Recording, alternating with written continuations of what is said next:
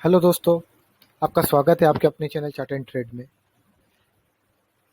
जिन लोगों ने भी इस चैनल को सब्सक्राइब नहीं किया है वो तुरंत सब्सक्राइब करें और बेल आइकन को प्रेस करें ताकि लेटेस्ट अपडेट्स और ट्रेडिंग आइडियाज़ आपको मिलते रहें। चलिए दोस्तों, आज हम लोग बात करते हैं फिनेंस मिनिस्टर्स के बूस्टर डोज की, जो उन्होंने आज अनाउंसमेंट किया 3 बजे के प्रेस कॉन्फ्रेंस में। जानिए कि उन्होंने क्या क्या अनाउंसमेंट किया है। जिन लोगों जिन लोगों ने नहीं देखा है या इस कवरेज को नहीं देखा, उनके लिए मैं एकदम समराइज वे पे उनको ये हाईलाइट करता हूँ कि क्या इस अनाउंसमेंट्स में हुआ। और एफएम ने की जो आज टाइमिंग थी, कोविड के सेकेंड वेव से का जो इम्पैक्ट था वो बहुत सीवियर था दोस्तों, पर्टिकुलरली कॉन्टैक्ट ओरिएंटेड बिजनेस के लिए, जिसमें कि अपने टूर्स एंड ट्रेवल्स बोलो, छोटे दुकानदार बोलो, छोटे एसएमईज बोलो, ये आते थे। गवर्नमेंट का ये जो अनाउंसमेंट आया है ना, ये इससे बेटर टाइमिंग पे आ नहीं सकता था। क्यों? क्योंकि ये जो अपने ये टूर्स एंड ट्रेवल्स है और ये छोटे जो सेक्टर्स है, छोटे बिजनेस हाउसेस है, छोटे छोटे व्यापारी है ना, यही इंडिया में लार्जेस्ट बिगेस्ट एम्प्लॉयमेंट क्रिएटर्स है। तो इन अगर ये बुरी तरह हिट होते हैं तो इकोनॉमी पे बहुत बुरा असर पड़ता है। गवर्नमेंट ने बहुत प्लान्ड वे पे और बहुत अच्छे तरीके से इस सिचुएशन को एड्रेस करने के लिए आज जो अनाउंसमेंट किया, हमारी एफएम साहिबा ने बहुत ही अच्छा अनाउंसमेंट किया। आइए देखें, एक हाईलाइट देखते हैं उन्होंने क्या क्या अनाउंसमेंट किया। उन्होंने आज 8 इकोनॉमिक मेजर्स लिए, जिसमें से कि 4 नए हैं, 4 पुराने को उन्होंने एक्सटेंड किया है या उसमें अपग्रेडेशंस दिए हैं, और 4 नए हैं। टोटल इनकी जो अनाउंसमेंट्स है उसकी वैल्यू हो रही है 6.29 लाख करोड़ वर्थ वैल्यू के मेजर्स के उन्होंने अनाउंसमेंट किए हैं। इस अनाउंसमेंट से क्या क्या किस किस चीज़ों से बेनिफिट्स आएंगे। जॉब में बेनिफिट मिलेगा, इन्होंने लोन पे गारंटी स्कीम्स दिए हैं, पावर सेक्टर पे रिफॉर्म किया है, पीएलआई स्कीम, जो एग्जिस्टिंग पीएलआई स्कीम था उसको उन्होंने एक्सटेंड किया है। गाँव भारत नेट पीपीई मॉडल के तहत जो एक इन लोग के प्रोजेक्ट्स थे कि मोदी जी का एक ड्रीम था कि हर गांव में ब्रॉडबैंड होगा, उसके तहत इन्होंने और 19,041 करोड़ का एलोकेशन किया है। टूरिस्ट्स को अट्रैक्ट करने के लिए, टूरिस्ट सेक्टर को बढ़ावा देने के लिए बहुत सारे मेजर्स लिए हैं। नॉर्थ ईस्ट के फार्मर्स के लिए इन्होंने एनईआरएमसी का रिवाइवल किया है, जिसमें कि इन लोगों ने एडिशनल 77.45 करोड़ दे के एनईआरएमसी का रिवाइवल किया है, जिसमें कि 75 फार्मर प्रोड्यूसर्स ऑर्गेनाइजेशंस हैं। हेल्थ सेक्टर शेयर के लिए उन्होंने और फंड्स एलोकेट किए हैं। पीएम गरीब कल्याण अन्न योजना को नवंबर तक एक्सटेंड कर दिए हैं। आत्मनिर्भर भारत रोजगार योजना को भी एक्सटेंशन दिया गया है। ईपीएफओ सपोर्ट स्कीम को भी एक्सटेंशन दिया गया है।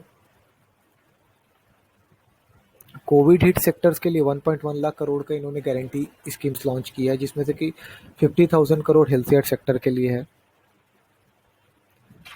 जैसा कि मैं बोल रहा था कि जैसे कि मैंने प्रीवियस स्लाइड पे आपको बोला था, लोन गारंटीज, तो उस लोन गारंटी के तहत जैसा कि हमारे एफएम ने अनाउंस किया है कि जो गारंटी ये लोग शेड्यूल्ड कमर्शियल बैंक्स को देंगे, जो कि न्यू और एग्जिस्टिंग एनबीएफसीज या एमएफआईज को, जो कि अप टू 1.25 लाख के लोन के लिए छोटे बोरोवर्स 1.25 लाख तक का लोन ले सकते हैं, जो कि स्ट्रेस्ड में भी है, 89 डेज के अंदर में है, इनका एनपीए नहीं हुआ है, बट स्ट्रेट्स एनपीए 89 डेज के अंदर है, वो भी ले सकते हैं ये एडिशनल सपोर्ट। इसके लिए शेड्यूल कमर्शियल बैंक्स को गवर्नमेंट 75% अब तक का डिफ़ॉल्ट अमाउंट का गारंटी करेगी, नेशनल क्रेडिट गारंटी ट्रस्ट के अंतर्गत, अप टू 3 ईयर्स। तो ये एक अच्छा अनाउंसमेंट है और एक अच्छा सपोर्ट दिया है गवर्नमेंट ने यहाँ पे। टूर्स एंड ट्रेवल सेक्टर के लिए 100% लोन गारंटी दिया है इन लोगों ने। उस पे आपका कोई प्रोसेसिंग फीस नहीं लगेगा, कोई प्रीपेमेंट चार्ज नहीं लगेगा, इसको वेव ऑफ किया गया है।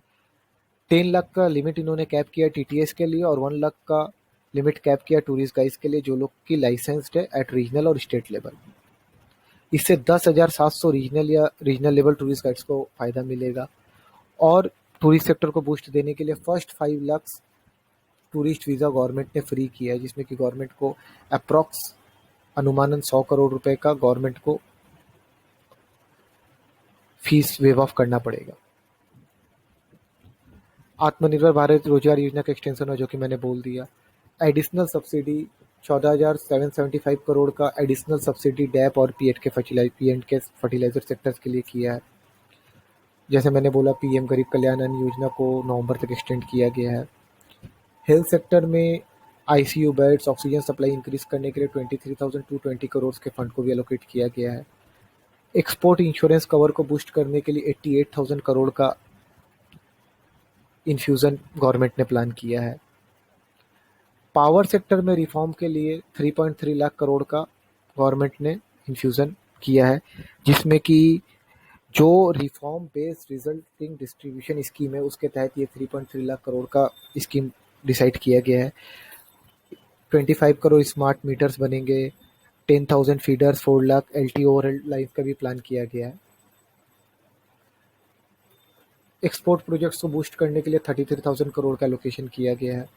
जैसे कि मैंने प्रीवियस स्लाइड में बताया, एनईआरईएमसी के लिए 77.45 करोड़ दिया गया है, जिससे कि रिस्ट्रक्चरिंग करेगी गवर्नमेंट, जिसमें कि 75 फार्मर प्रोड्यूसर ऑर्गेनाइजेशंस हैं and 13 GI crops north eastern के रजिस्टर्ड हैं।